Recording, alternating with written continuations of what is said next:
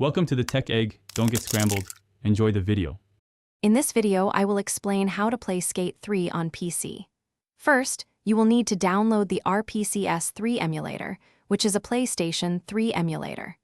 Visit its official website and download the version compatible with your operating system, typically Windows.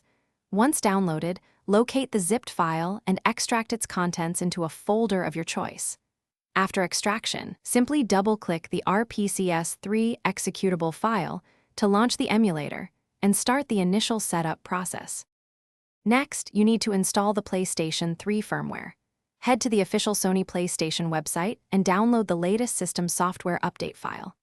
Back in RPCS 3, go to the File menu and select Install Firmware, then choose the file you just downloaded. After the firmware is installed, you'll need the Skate 3 game file itself, usually in PKG or ISO format.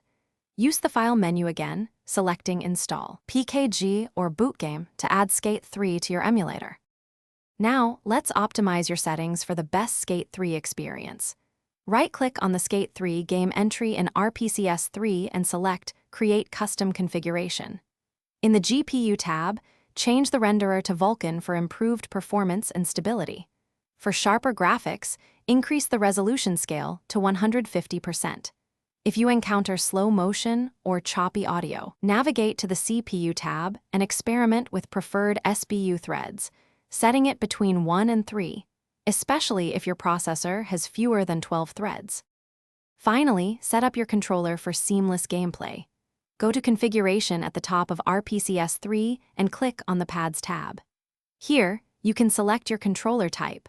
For example, choose DualShock 4 for PlayStation controllers or X-Input for Xbox controllers. Move your analog sticks and press a few buttons to ensure everything is registering correctly. Once your controller is configured, simply double-click Skate 3 in the emulator to launch the game and start shredding on your PC. Thanks for watching. Consider subscribing if I helped unscramble your problems.